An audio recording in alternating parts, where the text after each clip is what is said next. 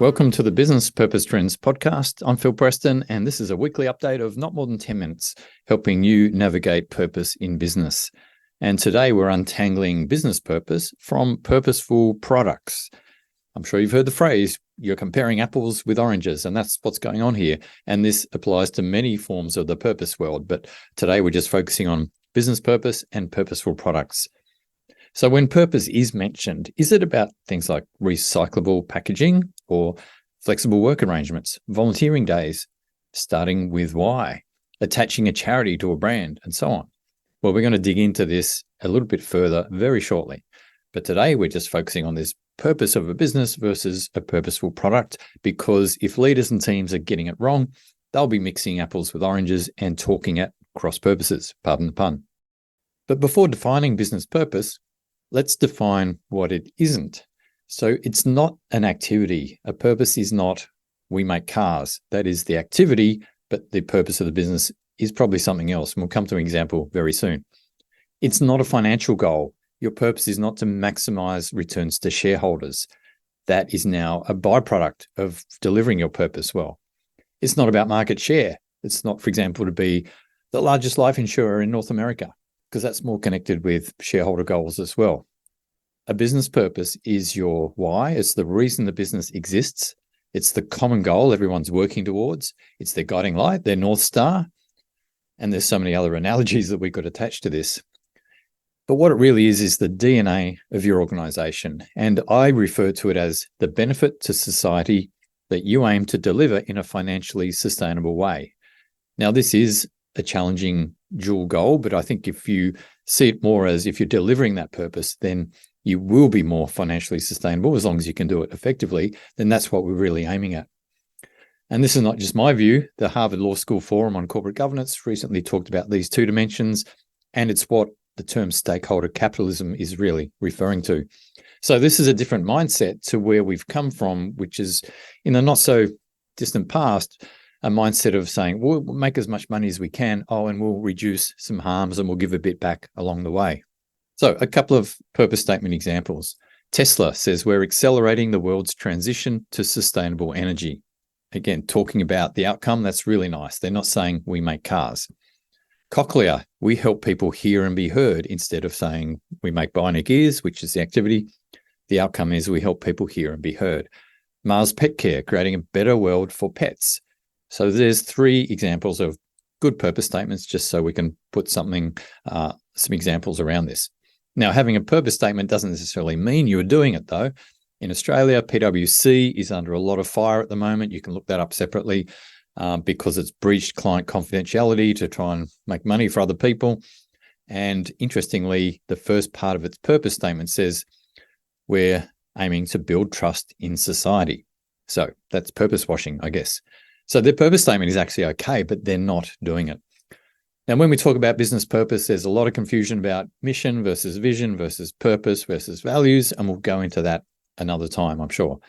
But for now, I believe purpose and values are sufficient, or more than sufficient. It probably makes life simpler if you just focus on those two things. Okay, so now let's look at the product side. Look at purposeful products. What does that really mean? Well, when we think about Cochlear's bionic ears, do its customers, consumers go and buy those products thinking, wow, the purpose statement is helping people hear and be heard? They may do, but it's likely their attention is going to be drawn more towards specific claims about its products and services. So overall, what I've noticed is that at a product or brand level, purpose is more likely to be equated with doing something good. For example, a nappy brand sponsoring a children's hospital foundation, a supermarket getting rid of plastic bags, a food brand signing up to a responsible sourcing initiative. And these all sound good, but what good really isn't always straightforward either, as we know. There's all types of washing out there. There's greenwashing, blue washing, sports washing. There's even green rinsing, green lighting.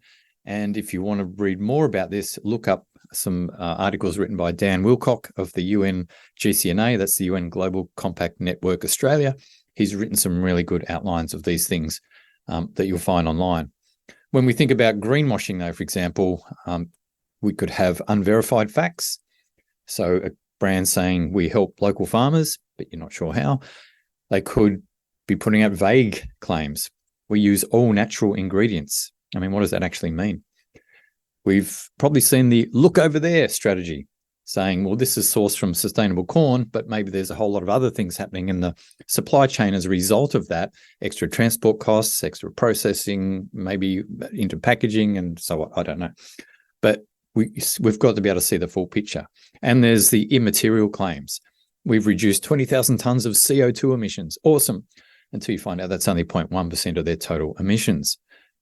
So there's a whole lot of things that could be going right or wrong there. But consumers are very attuned to these types of features of products.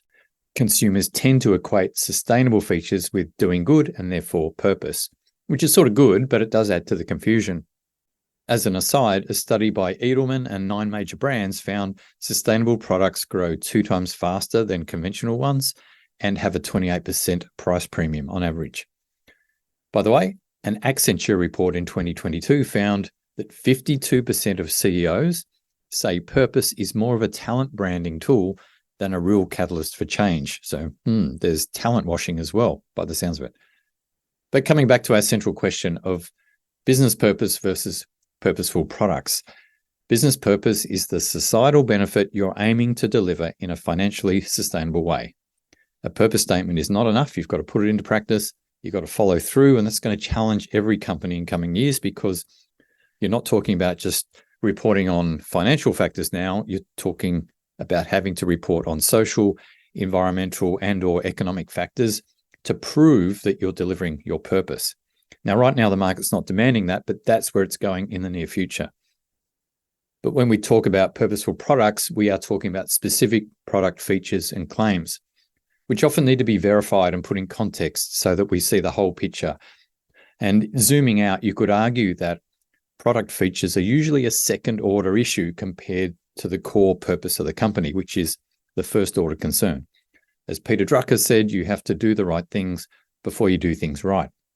So the lesson here is simple. Make sure everyone in your organization is on the same page. Core purpose of a business is paramount, and having clarity around that and understanding what it really means, how it drives your strategies, how it helps you put your investments and resources to best use means that you really drive a higher level of performance, I would argue, because it's going to uplift your brand in the eyes of all your major stakeholder groups, customers, employees, and everyone else who's important to your organization. So before we wrap up, what else is topical? Well, the Australian government released Measuring What Matters National Wellbeing Framework this week. There's 50 indicators in 5 different categories. Those 5 categories are life satisfaction, health, being secure, sustainable, and cohesive. So how does this relate to business, if at all? Some right-wing media outlets are portraying this as woo-woo, fluffy stuff. But the thesis in my mind is that these societal factors support progress and the conditions that also promote a healthy and prosperous economy, which positively influences and ultimately shows up in GDP. For example, a healthier population means we're going to have a larger workforce, a more productive workforce, a more capable and innovative workforce. So GDP may well be the lagging indicator, but measuring what matters is about leading indicators. So I'd encourage you to look that up if you have the time. And some listener feedback from last week's episode, Why Chief Sustainability Officers Rule. Andrew Simon, the CEO of Yellow Edge, a consultancy based in Canberra, pointed out, we appointed a head of research, sustainability and social impact last Christmas, and it's opened up new ways of contributing to the environment and planet, as well as to our local communities. And he said, just having the role opens up opportunities and gives focus. So it's great to get your feedback, Andrew, and congratulations on the progress you're making. And I've just seen your reporting on that, which is excellent as well, well communicated. So thank you so much for tuning into the Business Purpose Trends podcast. You can email me via trends@philpreston.com.au. I'd love to hear from you wherever you are in the world. My email is also in the show notes, along with a form link if you want to give some more detailed feedback. May you have a purposeful day and be on the right side of business purpose trends. I'm Phil Preston. Thanks for tuning in.